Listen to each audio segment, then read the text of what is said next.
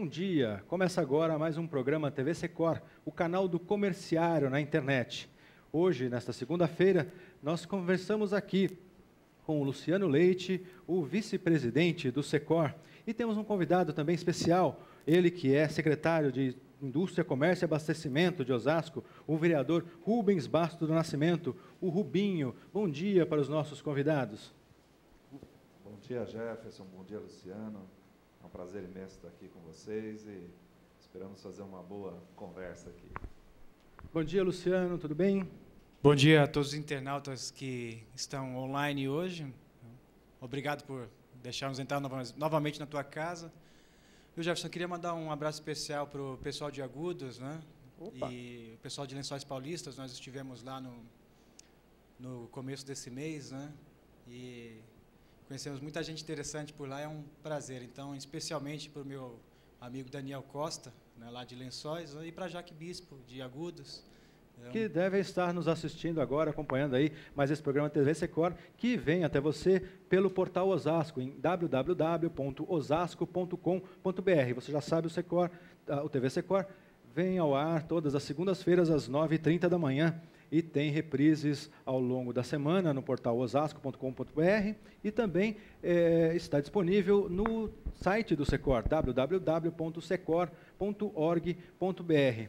Bom, nós temos vários assuntos para discutir hoje aqui com os nossos convidados, mas eu queria começar falando a respeito desse drama que está vivendo o mundo nesse momento, ali o povo japonês, Osasco, que tem uma relação muito forte com o Japão, prestando aí solidariedades ao povo japonês, que vive um momento bastante difícil, não é mesmo, gente? É complicado, não é, vereador?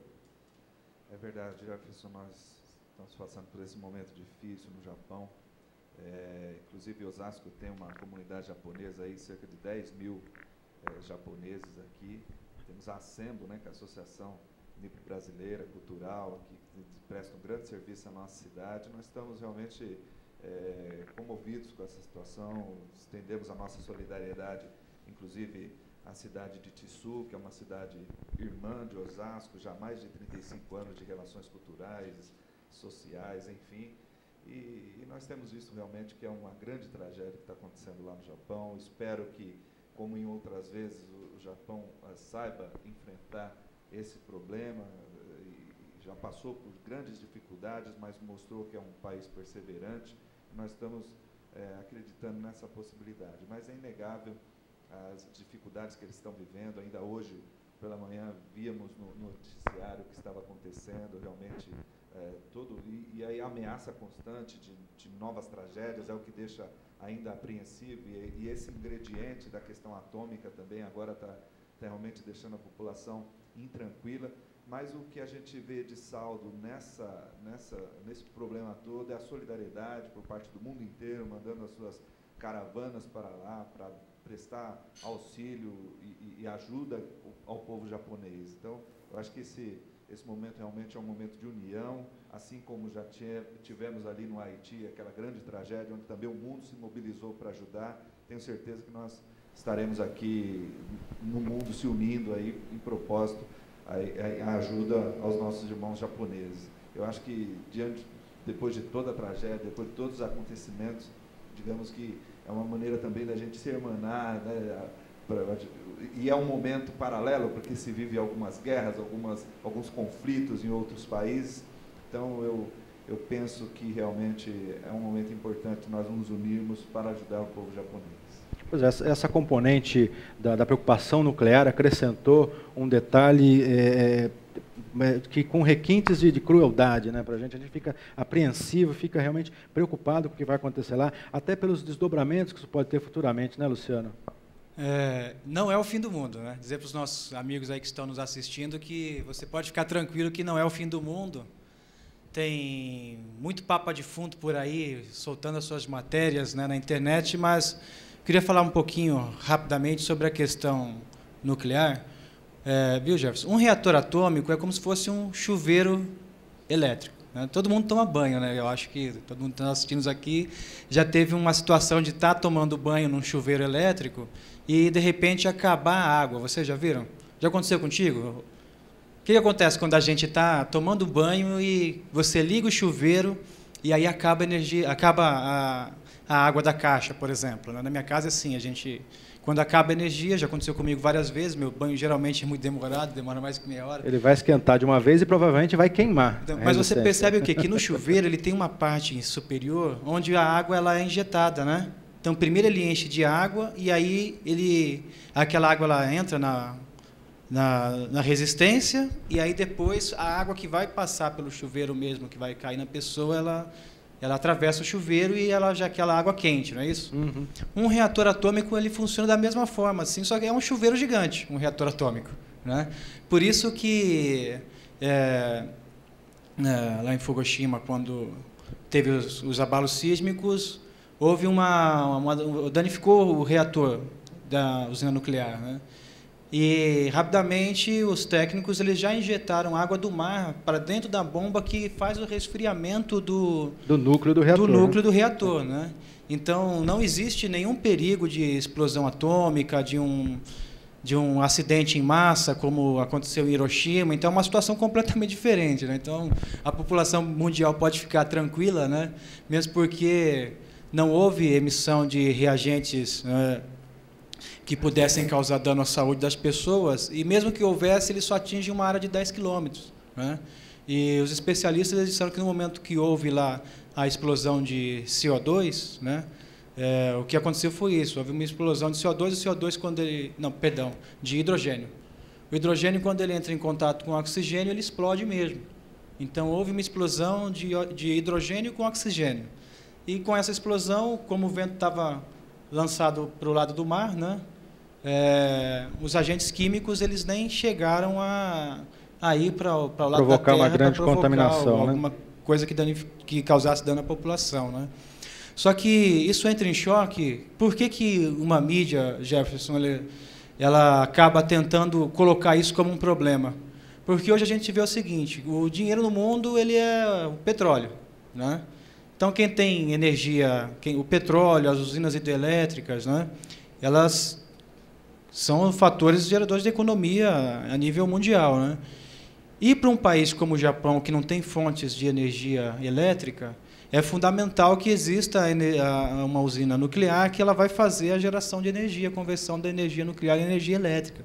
Então, e a energia elétrica, que ela advém da energia nuclear, ela tem ainda mais um efeito benéfico, que ela não produz o CO2, que é o grande agente responsável pelo efeito estufa, que é um problema mundial muito maior do que os problemas nucleares, né?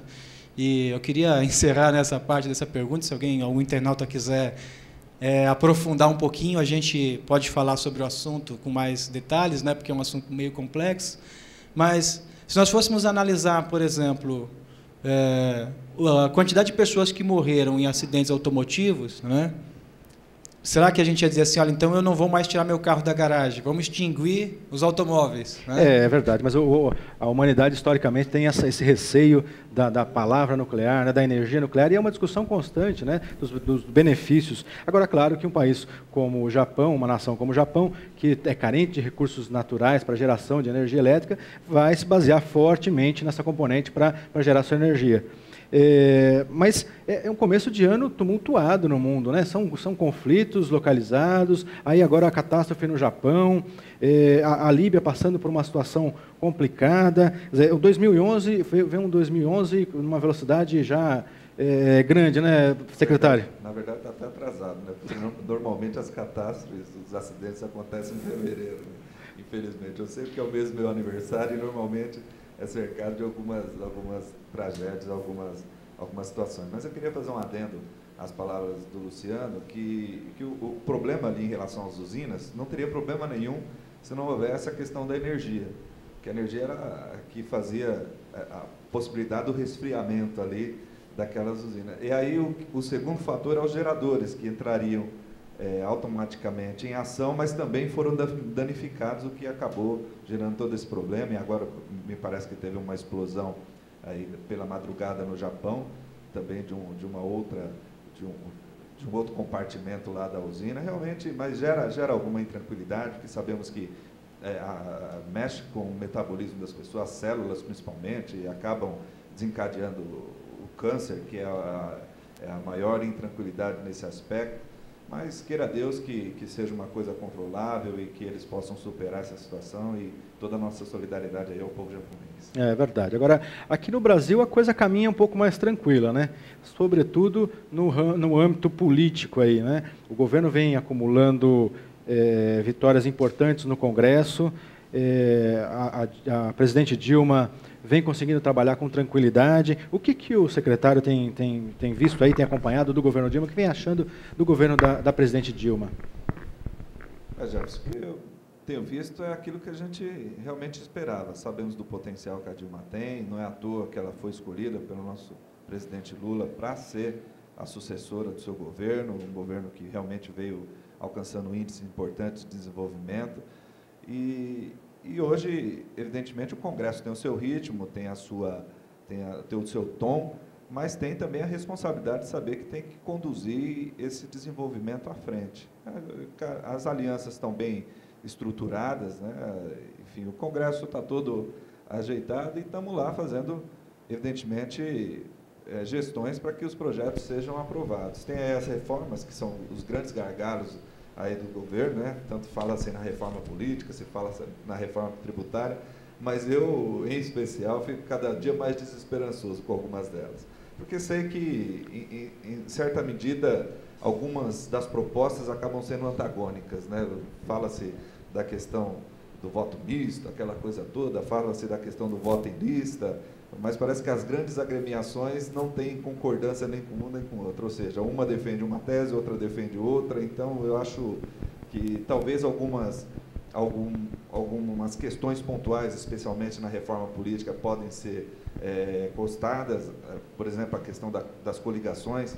De repente pode-se avançar para que não haja mais coligações proporcionais, né? Ou seja, é aquilo que um partido se junta com outro para poder eleger os seus vereadores, seus deputados. Eu acho que isso talvez haja algum consenso, né? Cada partido dispute a sua própria eleição, mas são situações pontuais. Agora, em relação à reforma tributária, nós sabemos que, infelizmente, de alguma maneira, existem outros interesses envoltos e acho dificilmente uma harmonia no Congresso, mas tem que se persistir.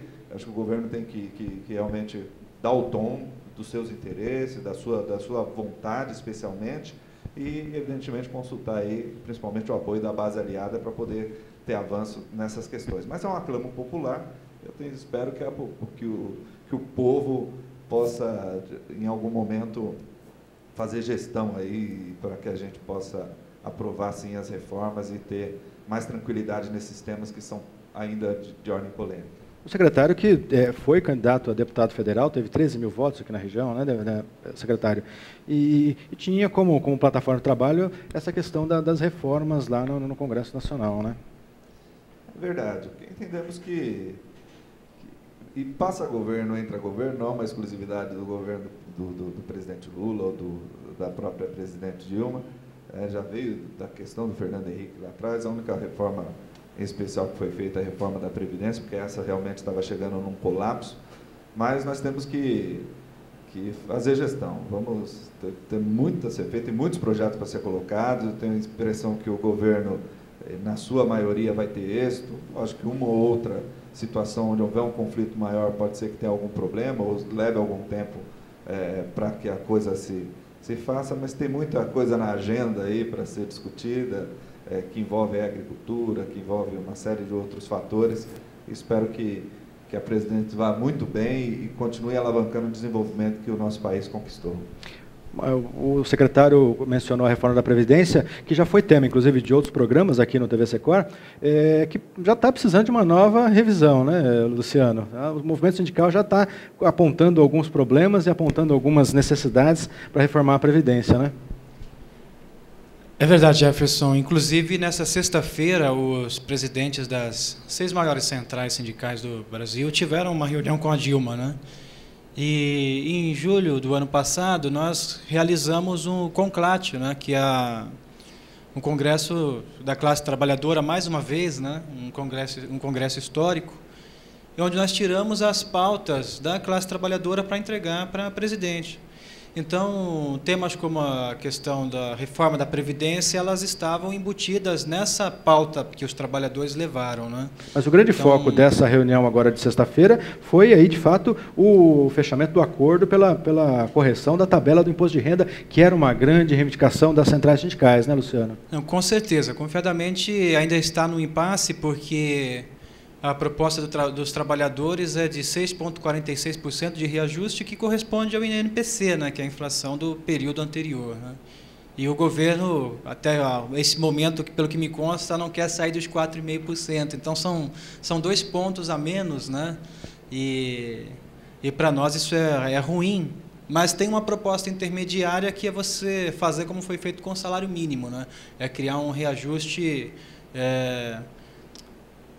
por tempos, né? Você criar a cada tempo, como se fosse um gatilho. Por períodos, né? um gatilho que vai acionando essa questão da correção da tabela também, né? A diferença desse acordo, dessa proposta do governo, é que reajusta em 4,5%, mas com base na média da meta de inflação, né? Se a inflação for menor, mantém-se aí os 4,5%. Né? Nesse caso, o trabalhador acaba saindo ganhando. Agora, se a inflação também for maior, o trabalhador perde um pouco, porque o índice fica menor do que a inflação. Não, na verdade, o projeto do governo federal é para o ano de 2011 a gente ter uma inflação controlada na média de 4,5%.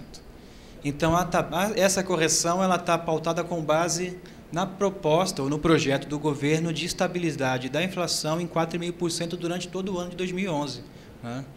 Então, não dá para a gente prever esse controle, né, sem um olhar mais amplo para todos os outros segmentos, né?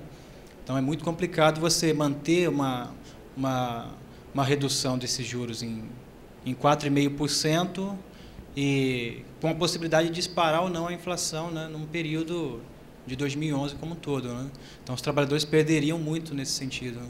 É verdade. Agora, a presidente Dilma, nessa reunião, também reproduziu um pouco o que o governo anterior, o que o presidente Lula fez no seu governo, que foi chamar os sindicalistas e dizerem para que cobrem o governo, de fato, para as mudanças acontecerem. Foi algo que o presidente Lula fez logo no começo do seu primeiro mandato, para o movimento sindical cobrá-lo, porque ele estava governando, obviamente, para toda a nação. E o movimento sindical está se organizando para cobrar com cada vez mais ênfase e mais propriedade dos governos, não é isso, Luciano? Assim, no momento do mandato ainda do presidente Lula, nós tínhamos alguns momentos importantes de mobilização nacional dos trabalhadores, inclusive a marcha dos 100 mil sobre Brasília, né? Foi um tempo importante, só que um controle institucional sobre as ações do governo, ela deve ser dada de uma forma imparcial, né? E nós temos assim uma correlação de força diferenciada, né, com o governo federal. Hoje, com a eleição da Dilma, você muda assim bastante esse cenário, né? É importante assim a gente perceber. Você vê que os Estados Unidos têm se aproximado com a Dilma, porque identifica que as políticas que poderão ser adotadas pela Dilma, né, seriam diferentes das políticas que foram adotadas pelo Lula. Haja visto, por exemplo, um grande tema internacional, que seria a questão da segurança, né, um assento no Conselho de Segurança, Conselho de Segurança da ONU. Então, há uma pressão já forte para que o Brasil ele retire aquilo que ele disse a respeito do Irã, né, que também passa pela questão nuclear, né? O Irã, a Índia são os países que o Brasil manteve uma balança comercial positiva durante todo o período do governo Lula, e começa a fortalecer a balança comercial entre Brasil e Estados Unidos, onde não houveram políticas dessa natureza, e há um déficit econômico também, né, na balança. Então, o Brasil perdeu, né, no comércio entre Estados Unidos e Brasil. Isso reflete uma mudança completa assim, no cenário econômico e macroeconômico também, porque é claro que quando os Estados Unidos ele vem ser um parceiro forte para o Brasil, ele também vem com uma série de exigências, né? E essas exigências a longo prazo elas interrompem todos os fatores que eles estão sendo implementados até hoje, né?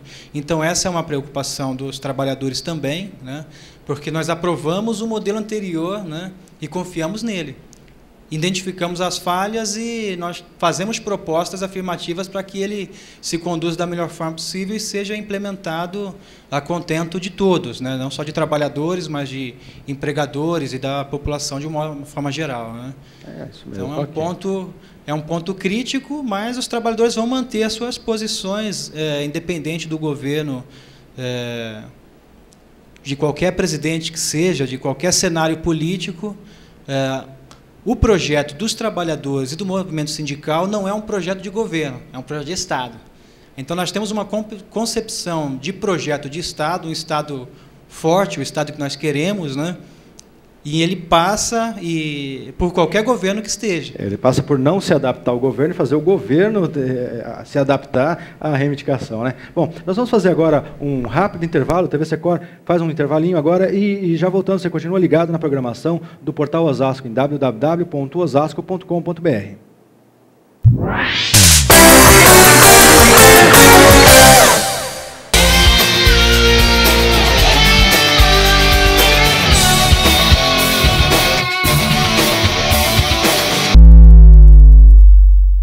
Existe sempre um jeito de você mudar o mundo.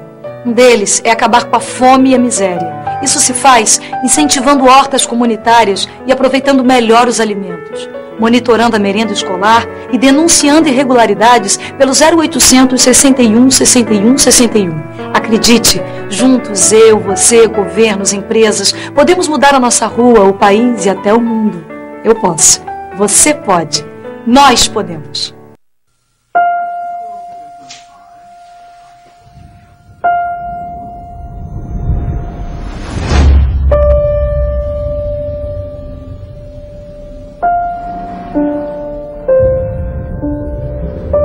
Você pode ajudar para que crianças e adolescentes não sejam vítimas de abuso.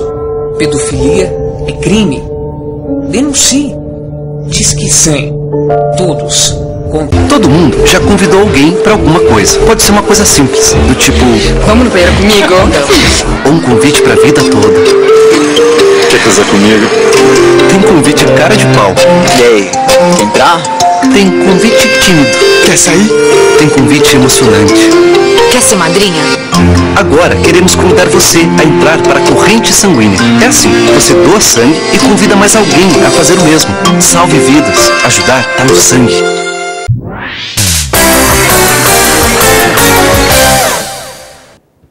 Estamos de volta com o programa TV Secor, o canal do comerciário na internet. Nesta manhã de segunda-feira, nós conversamos aqui com o secretário de Indústria e Comércio de Osasco, Rubens Bastos, o Rubinho, e também com o vice-presidente do Secor, o Luciano Leite. Nós encerramos o primeiro bloco falando a respeito da importância do movimento sindical na cobrança do governo Lula. E o nosso secretário aqui presente, o Rubens Bastos, o Rubinho, ele começou no movimento sindical também, ainda é bancário ligado à Federação dos Bancários, não é isso, secretário? Exato, Jefferson. Nós estamos já há algum tempo nessa militância. Aliás, um abraço grande a todos os trabalhadores, né, tanto do comércio como também os bancários. E foi uma grande escola para mim, o sindicato. Inclusive, posso dizer, em certa medida, que me alçou para a carreira pública como vereador, agora como secretário. Eu devo muito realmente aos trabalhadores que nos ajudaram. E é sempre uma constante, né? Nós temos que, o tempo todo, estar organizados e temos uma parceria muito grande com o Secor também, nas lutas, nas reivindicações, na solidariedade, porque muitas das vezes tem momentos em que precisa da ajuda do Secor, né? Do sindicato está engrossando juntamente com os bancários, em contra-resposta também, às vezes o Secor está lá, está os bancários também junto, ajudando, assim como os metalúrgicos e todas as outras categorias, que eu acho que é uma unidade, porque no fim da linha, todos temos o mesmo interesse em melhorar a situação do trabalhador, em melhorar realmente as condições dos trabalhadores do nosso país, e isso tem feito uma unidade grande nos sindicatos, de modo geral, e nós estamos lá na nossa tarefa diária, a gente ainda participa ainda ativamente,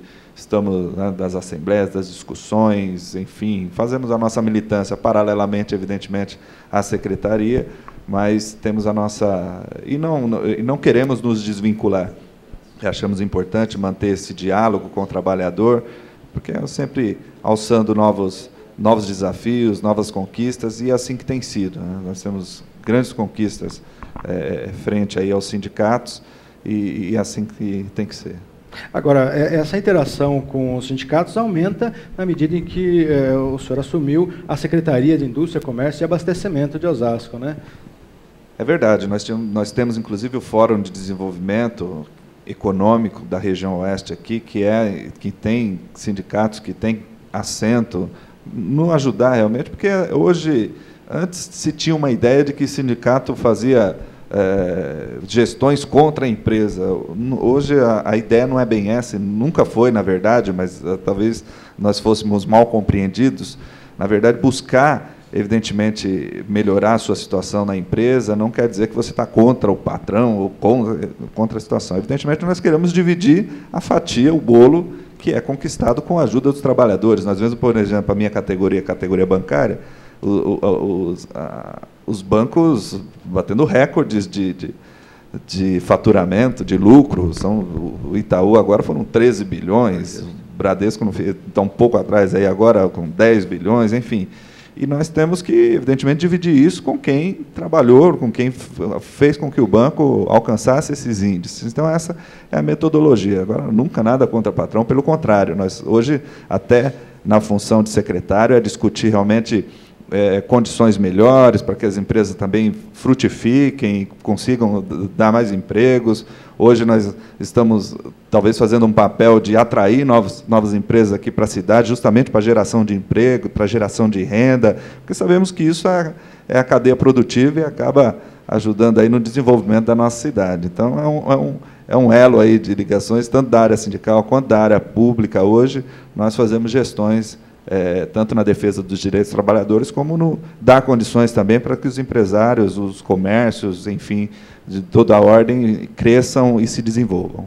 Agora, esse é um tema importante, o papel dos sindicatos nessa interação com o poder público, não é, Luciano? Ao longo do tempo, o sindicato foi mudando a forma de se relacionar com o poder público. Ele não lida mais só com as empresas, só com o comércio, no caso do Secor, mas ele também busca garantias junto ao poder público para o trabalhador, que é um cidadão como qualquer outro, não é isso, Luciano? É verdade. Viu, Jefferson? Eu queria parabenizar todas as mulheres pelo Dia Internacional da Mulher, que foi o 8 de março, passou ontem, nós estivemos no clube do sindicato, fizemos uma grande festa lá também. Pois é, deixa eu aproveitar então a pergunta aqui, os nossos internautas mandando pergunta. A Marina Correia, do Rochdale, está perguntando justamente, a Luciana de Carapicuíba, e quer saber das festas das mulheres, como é que foi a festa das mulheres do Secor? Então, teve uma festa muito bonita lá, uma banda tocando música ao vivo, churrasco. E nós fizemos um debate também sobre a questão da mulher na política, foi muito interessante, né? E tivemos lá a manhã toda, né? Das 9 até as 14 horas, o tempo não ajudou bastante, né? Foi um fator aí, a chuva foi um divisor de águas no nosso evento, porque quando eram 4 horas da tarde começou a chover muito, né? E tinha bastante gente e pouco lugar para cobrir as pessoas, então a maioria acabou indo embora, né? Nós fomos vencidos pelo tempo, né? Mas foi muito bom e, com certeza, as pessoas o tempo que fez sol, a garotada estava lá na piscina também. Conseguiu aproveitar bastante a festa. Foi uma festa legal. E tem dois termos, né, que a gente costuma usar, que são as parcerias público-privadas, né, e os fóruns tripartites, que é isso que o Rubinho falou. Então, quando você faz uma gestão, quando você tem políticas de governo que elas contemplam os saberes dos trabalhadores também, então, nós colocamos os trabalhadores, as empresas e o poder público, né, nesses fóruns tripartites, que é, como o Rubinho deu exemplo aqui, como chama, Rubinho, o fórum daqui da região, Fórum de Desenvolvimento Econômico e Regional, né, para toda a região. Então, esse conhecimento técnico, esse conhecimento que é agregado pelos trabalhadores, ele é utilizado para fazer essa gestão dessas políticas públicas nas regiões. Por exemplo, eu, por muito tempo, fiz parte do Fórum de Desenvolvimento Econômico aqui de Osasco, né?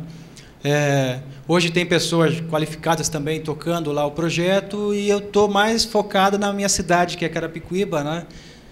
Queria dar um abraço também para a Luciana de Carapicuíba, um abraço.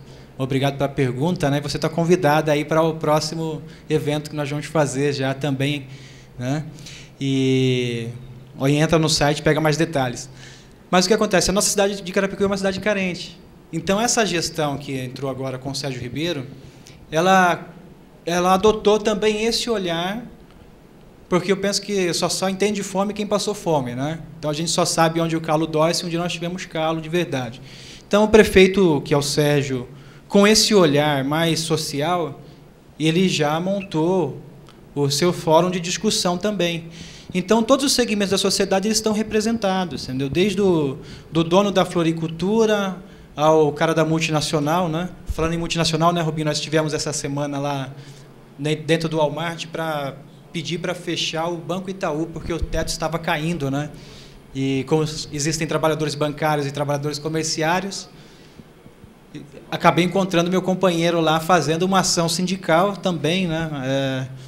Para garantir a integridade física daqueles trabalhadores, né? Então, queria testar aqui as palavras do Rubinho, um companheiro que continua na luta aí no dia a dia, defendendo os interesses não só da sua categoria, mas da população de um modo geral, né? É um prazer ter você como um companheiro de luta, viu, Rubinho? E a sociedade ela tem mudado, né? E as pessoas elas têm aprendido o quê? Que hoje o movimento sindical ele não é só para fazer um piquete e greve. Como nós falamos, nós temos uma gestão de uma escola sindical, né? E, Jefferson, antigamente a gente falava sobre o Muro de Berlim, nós falávamos sobre as ditaduras, nós falávamos sobre tantos termos, né? O imperialismo, né? E eu me deparei nessa semana com uma palavra que eu não tinha ouvido ainda, né? Jasmim. Né? E aí o que é Jasmim? Aí fui procurar no jornal, todo esse movimento aqui de 2010 que culminou com a queda dessas ditaduras e que ele faz uma menção e uma memória a todos esses movimentos de liberdade da população, dos povos oprimidos, né? Nas Américas, nos Estados Unidos, né? Em todos os países onde há algum tipo de opressão de pessoas, né? Então, aí você percebe que a comunicação, ela, de uma forma tão rápida, ela vem trazendo alguns fatores que, para nós, do movimento sindical, acompanhar, acaba ficando difícil. Então, não dá para você pensar uma sociedade nova com uma cabeça antiga. E eu acho que esse programa, não tenho certeza que esse formato de programa, estou dizendo isso para todas as pessoas que estão nos assistindo, porque são pessoas envolvidas com a emancipação do outro, que são agentes públicos, que são pessoas já politizadas também. Ele preenche bastante esse papel aqui para a nossa região, que é dar visibilidade para aquilo que as pessoas elas estão pensando, para aquilo que o trabalhador está pensando, está sentindo, está sofrendo, está necessitando.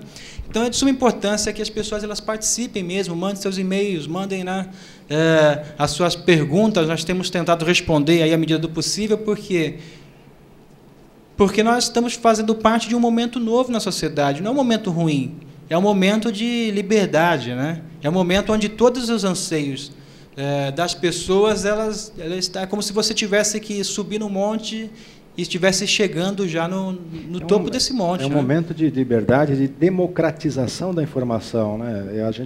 Hoje o acesso à informação é muito maior e muito mais fácil com a internet, que permite que esse programa chegue ao vivo aos internautas e telespectadores, né? E depois gravado através do site do sindicato, mas é um momento de democratização da informação. E é um momento em que a gente consegue, por exemplo, com a presença do secretário aqui, consultá-lo, porque como é que o trabalhador do comércio vai perceber a mudança em Osasco, e o que a Secretaria de Comércio e Indústria tem a ver com esse processo de mudança que está prestes a acontecer. Agora, Osasco comemorou esse ano 49 anos de emancipação, caminha para os 50 anos com um projeto que pretende organizar o desenvolvimento da cidade para os seus próximos 50 anos, e a sua secretaria, Rubinho, tem um papel fundamental nesse processo, não é isso? Tem, na medida que planeja o desenvolvimento, na medida que tem ajudado nos investimentos aqui da nossa cidade, tem auxiliado nesse sentido. E é aquilo que você falou, a cidade realmente cresceu no último período, né, especialmente na gestão do prefeito Emídio, por conta desse planejamento, por conta, especialmente, na reforma do Código Tributário. municipal, o que permitiu a redução de alíquotas de ISS de aproximadamente 82 categorias de comércio e serviços aqui da nossa cidade, e acabou repatriando muita gente que estava fora. Nós tínhamos vários empreendedores, enfim, comerciantes que estavam com as suas empresas ligadas a outros municípios, e, evidentemente, com a redução do ISS aqui para várias desses segmentos, acabaram vindo para Osasco, e, além do que, também, até pela logística que Osasco tem, sendo cortado por algumas rodovias importantes aqui do nosso país, né, do nosso estado especialmente, e os estímulos que foram feitos aqui para que algumas empresas aqui se sediassem, fizeram que Osasco crescesse consideravelmente. Hoje, Osasco, para quem não sabe, é a terceira maior PIB do estado de São Paulo, e entre os 5.000 e tantos municípios é o 10º colocado, um PIB maior, muitas vezes, que grandes cidades do nosso país aqui. Então, isso para nós é motivo de orgulho, esse crescimento, esse desenvolvimento, uma cidade que sempre se preocupou com esse aspecto, tem aqui grandes sedes empresariais, né, na nossa cidade, e tem realmente se preocupado com isso, com esse desenvolvimento, sem esquecer do lado social. Por outro lado, também foram feitos investimentos em habitação, investimento em infraestrutura, investimentos em vários aspectos, né, além do que também a questão do Bolsa Família. São mais de 20.000 famílias atendidas, a questão do funcionalismo público também. Eu acho, Jefferson, tem coisa que muitas das vezes, uma medida que o administrador toma, que o prefeito toma, acaba dando um reflexo importante em toda a massa econômica da nossa cidade. Por exemplo, eu vou dar só um detalhe aqui. Antes, eu assumi em 2001, me lembro que existia um grande aclamo por parte do funcionalismo público de Osasco, que hoje está mais ou menos aí em 15 a 18 mil funcionários, né, entre ativos e inativos, e o que ocorre? A questão da cesta básica. Me lembro que a cesta básica custava, para os cofres públicos, cerca de R$ 56 a unidade. E, muitas das vezes, a cesta básica não vinha do jeito que se propunha a vir. Além do que, também, a dona de casa, que muitas das vezes acaba sendo quem faz o alimento, ou quem prepara, muitas das vezes quer um ingrediente da marca dela, aquela questão, não gosta daquele arroz, ou gosta daquele, enfim, E o prefeito instituiu, então, o cartão alimentação, que hoje custa R$ 200. Hoje, a gente fala até que é um investimento ao funcionalismo, né? Foi uma conquista, evidentemente, fechada juntamente com o sindicato, com o Sintrasp. Aqui eu quero mandar um grande abraço ao nosso companheiro Gessé também, grande líder ali daquele sindicato, né, que se propôs também, entre eles, as associações também que acompanham, enfim, todos os envolvidos aí nessas negociações, mas foi um amplo debate feito com a prefeitura, né, se estabeleceu uma mesa de negociações permanente, hoje se negocia permanente as questões, e foi implementado. Agora, você imagina R$ 200 na mão desses milhares de funcionários públicos, comprando no mercado lá da Zona Sul, no mercado da Zona Norte, no mercado do Centro, ativando o comércio aqui do nosso município. Então, hoje, você já não compra mais uma cesta básica, que muitas vezes vem lá de Minas Gerais, porque, como é licitação, então é o menor preço, enfim, a melhor situação, e, às vezes, nem sempre é da nossa cidade ou se fomenta aqui, porque a licitação ela não pode privilegiar esta ou aquela cidade. Mas, com uma medida como essa que o prefeito adotou, R$ 200 hoje para milhares de funcionários que compram no nosso município, que geram emprego, que acabam... acaba sendo uma via de mão dupla, porque isso que foi arrecadado com impostos, que é pago ao funcionário, volta também para os cofres públicos em maneira de impostos também por parte dos ISS que são recolhidos. Então, são medidas como essa, né, que acabam tendo, por conseguinte, a Secretaria, porque a Secretaria trabalha mais nessa questão mais da captação, da gestão, da orientação, dessa coisa toda. Mas é uma situação complicada para a Secretaria, para uma cidade de Osasco que tem ali cercada de municípios que oferecem um pouco mais de benefícios aos empresários, né? Não um pouco mais, mas é a tal da guerra fiscal, né, que é constantemente notícia na imprensa. Quer dizer, Osasco, antes dessa redução do ISS, se colocava numa situação desprivilegiada frente aos seus vizinhos, não é isso?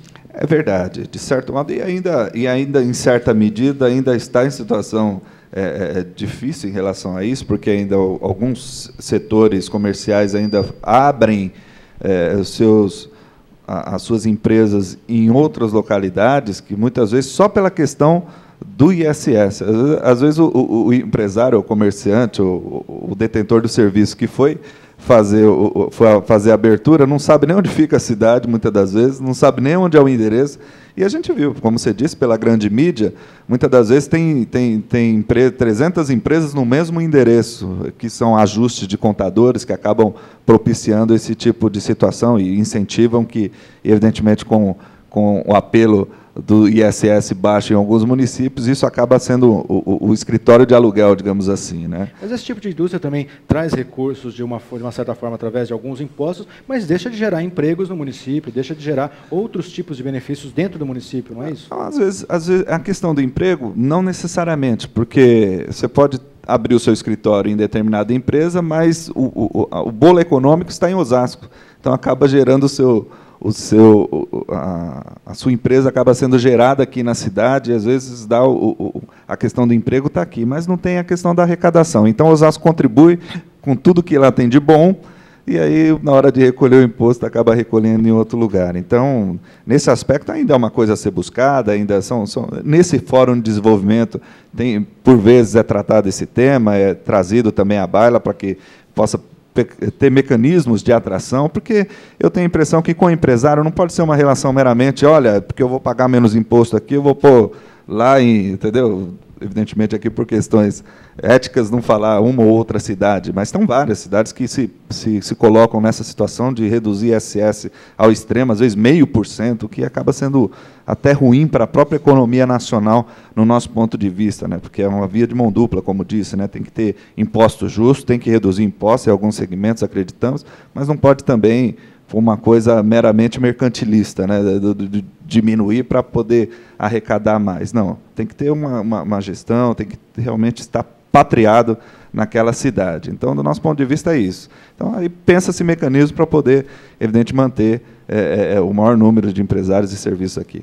Ok. O programa TV Secor faz agora um rápido intervalo e a gente já volta. Você continua ligado na programação do Portal Osasco, em www.osasco.com.br.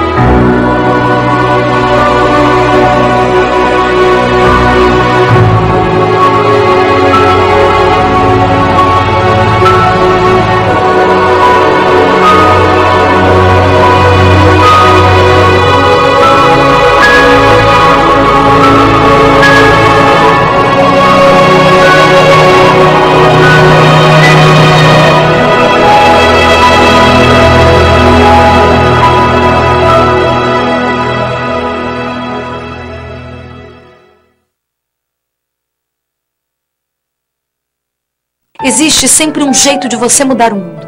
Um deles é garantir igualdade entre os sexos e a valorização da mulher. Isso se faz denunciando a violência sexual e doméstica, respeitando as diferenças e os direitos da mulher, igualando os salários de homens e mulheres em funções equivalentes. Acredite, juntos, eu, você, governos, empresas, podemos mudar a nossa rua, o país e até o mundo. Eu posso. Você pode. Nós podemos.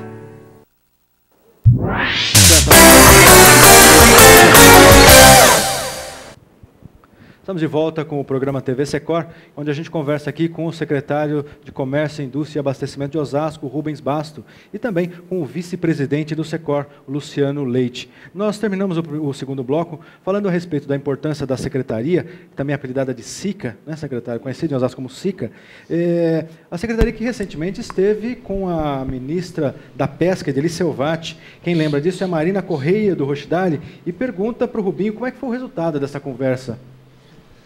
Olha, Marina, obrigado pela pergunta. E dizer que nós, na verdade, fomos tratar de um tema específico, que foi a questão do peixe. Porque hoje tem uma determinação do governo federal de que aquilo que ele repassa para as prefeituras em matéria de alimentação escolar, a verba que ele repassa, 30% disso tem que ser usado tem que ser usado para compra em agricultura familiar. E, de certo modo, no nosso ponto de vista, tinha a ver com cooperativas de peixes e tal, que é um alimento saudável, tem a ver com a minha secretaria, porque nós também fazemos gestões da alimentação escolar no nosso município. Então, todas as escolas do município, sejam elas municipais, estaduais, passam pela nossa secretaria, o departamento. Hoje é conhecido como departamento de merenda, mas nós estamos tentando mudar essa nomenclatura, porque está no popular. Mas hoje está muito além do que merenda. Né? Merenda era aquele saguzinho, né? Às vezes, enfim. Hoje não, hoje é alimentação mesmo. Na água rala, que era chamado de arroz doce. Exatamente. Então, aqui um abraço, inclusive, a Elisandra, que é a nossa diretora do Departamento de Alimentação Escolar. Nós estamos mudando essa cultura realmente. Então, a minha intervenção com a ministra foi no sentido de saber quais eram as políticas que o Ministério poderia desenvolver para fomentar essa questão do cooperativismo na área da piscicultura, o que poderia ser feito para a questão de trabalhar, porque o peixe tem que vir congelado, para não ter problema, evidentemente, tem que vir congelado, e aí, para as cooperativas, tem que ter todo um arranjo, todo um investimento para que elas possam processar esse alimento e que possa, inclusive, dar condições para que as prefeituras possam se adequar. Porque você imagina, né, Osasco serve 160 mil refeições dia. Você pegar 30% do que é repassado pelo governo federal, que é praticamente 30% de todo o orçamento da merenda, é do governo federal. Então, você imagina a gente ter que usar uma cifra relativamente grande para comprar de agricultura familiar, né, cooperativas, enfim, organizadas, e nós estamos tentando esse contato, até em respeito à lei, mas é uma tarefa difícil. Então, na medida em que forem desenvolvidas, e aí, em especial, a questão do peixe, que nós julgamos um alimento importante para ser incluso na merenda escolar, até pela questão da tradição em saúde, especialmente. Agora, você imagina, tem que ter condições para isso, e nossa intervenção foi nesse sentido. Embora foi mais uma conversa amistosa, junto a companheiros do Partido dos Trabalhadores, especialmente, foi uma vinda da ministra aqui, entre outras agendas, ela incluiu essa, mas nós aproveitamos essa ocasião para fazer essa intervenção. O que ela poderia, evidentemente, fazer, ela fez a sua intervenção, dizendo que é interesse do governo federal fazer esses investimentos, e espero que eles aconteçam, até para que a gente possa ter aonde comprar a agricultura familiar. Pois é, nesse âmbito do fomento do comércio em Osasco, nós, no programa anterior, tivemos aqui a presença do prefeito Emílio Souza, que falou bastante a respeito da revitalização do centro de Osasco. Esse é um tema bastante importante para o comerciário, né, Luciano, que está diretamente ligado às mudanças na estrutura do comércio, na vinda de novas empresas que venham a acontecer no município, não é isso? Confiadamente. Hoje nós sabemos que a região central de Osasco, a nível de compra no comércio, é a segunda maior região do Brasil, né? Então, o calçadão da Antônio Argoux, ele perde em volume de pessoas só para a região central mesmo, ali da 23 de maio, daquela região... Da 25 de março. Da 25 né? de março, isso, né? Compra. É onde o pessoal tem esse centro de compras bastante grande, né? E é claro que as pessoas, elas vão estar escolhendo comprar nos lugares onde ofereça maiores condições, por exemplo, seja de estacionamento, seja, né, dos espaços públicos para lazer, de locais para você deixar as crianças, por exemplo, né? E, confiadamente, a prefeitura da cidade, ela tem se preocupado com esse projeto, que não é um projeto de agora, já é um projeto antigo, mas com a possibilidade de ser executado nos próximos anos, né? Então, hoje, quem passar pelo centro de Osasco vai se deparar com a reforma aí da estação ferroviária já. Então, a ideia é você trazer todo o centro, acho que o Emílio deve ter falado sobre isso no programa passado, trazer todo o centro administrativo para o centro também de Osasco, para aquela região próxima, né? E você pega, por exemplo, só o entorno ali do Plaza Shopping, são mais de 300 lojas, né, que existem. Cada loja dessa tem uma média de 10 trabalhadores, né? Então, nós temos ali um contingente tirando as lojas do shopping, que são mais de 200, né, mais de 5.000 pessoas trabalhando no comércio nessa região aqui do centro central de Osasco, né? Então, de fato, é um número bastante expressivo. E o pessoal da Associação Comercial essa semana até me ligou, né, porque tem muita gente incomodada, porque é claro que quando você começa a fazer as mudanças, é incômodo, né? Eu, por exemplo, comecei a construir minha casa, e depois você vai ampliando, e você, é claro que é incômodo você dormir num quarto e na tua sala você ter alguns sacos de cimento, né? E às vezes chega uma pessoa importante, que nem o Rubinho aqui, que é nosso amigo, aí você bota uma toalha em cima do saco de cimento e fala assim: ó, Rubinho, é o que nós temos para oferecer, toma um café comigo, mas vai sentar em cima do saco de cimento, porque nós estamos em obras constantes, né? Para o comércio fazer isso fica um pouco mais complicado, né? É complicado, mas é necessário. Exato. Né? É necessário e não há uma outra possibilidade. E é claro que quando a gente mexe no centro, não dá para você parar as atividades. Então, essas 5.000 pessoas, todas essas lojas atendendo, né, esse volume de pessoas, esse fluxo, ele é contínuo e cada vez ele se amplia mais, porque com uma situação instável de emprego, como o Rubinho falou, né, isso é importante, eu ia até ressaltar, Rubinho, que ela gera um fator em cadeia em todos os sentidos, porque se você for analisar os processos jurídicos que entraram nas varas trabalhistas aqui da região, eles caíram mais de 10%. Por quê? Porque a população está ganhando mais dinheiro, as pessoas estão empregadas. Então, quando você tem uma situação de empregabilidade maior, né, você evita até que os passivos trabalhistas eles ocorram. Então, é importante, por exemplo, os comerciantes da região eles observarem esse aspecto. Então, se ele for analisar, por exemplo, de 10 trabalhadores que saíram da empresa, ficaram desempregados, ingressaram com processos trabalhistas, né, nos fóruns trabalhistas, né, diminuiu muito isso. Então, é um valor que ele deixou de ter que fazer um aporte, né, numa conta aí para o trabalhador, porque o trabalhador continua empregado, continua trabalhando, o comércio está aquecido, né, e isso é muito importante. É claro que gera-se constrangimento, mas tem uma contrapartida maior. Isso é possível por quê? Porque a cidade cresceu e tem recursos para isso, né? Então, Agora, dentro desse crescimento que o Luciano está falando, e dentro da revitalização do centro, existe ali uma previsão de busca de novos empreendimentos, empreendedores, até porque vão se abrir espaços com essa revitalização do centro, espaço para as novas empresas. E é papel da SICA ir buscar, ou contribuir para buscar essas empresas, trazer para o município? Na verdade, Jefferson, o que está ocorrendo é o seguinte, nessa questão do projeto Tietê 2, fala-se na revitalização para além da estação, ou seja, vai até o centro... Só para esclarecer, o projeto Operação Urbana Tietê 2, que é um projeto de revitalização. Até para que o internauta possa se situar, é ali na região da Ervi, na região do Conjunto Ervi, é o bairro do Bonfim, que a gente chama. Hoje é uma região extremamente degradada, vamos aqui reconhecer, não adianta a gente pôr a sujeira para debaixo do tapete, né, pôr o problema debaixo do tapete, não. Hoje é uma região extremamente degradada, onde existem realmente situações muito tristes, inclusive tráfico de drogas, uma série de coisas, é um apelo muito grande daquela região pela revitalização. E qual que é a ideia do prefeito Emílio? Foi justamente, colocou evidentemente sobre a apreciação da Câmara, e acabou tendo essa aprovação, é levar o Paço Municipal lá onde é a empresa da Ervi, onde funcionava antigamente a empresa da Ervi. Porque quando você leva um aparelho público da magnitude que é a Prefeitura de Osasco, a Câmara Municipal também se instalará lá futuramente, justamente você já leva um desenvolvimento para aquela região. Então, você pode ter tanto um desenvolvimento imobiliário, como, de certa forma, um desenvolvimento comercial também.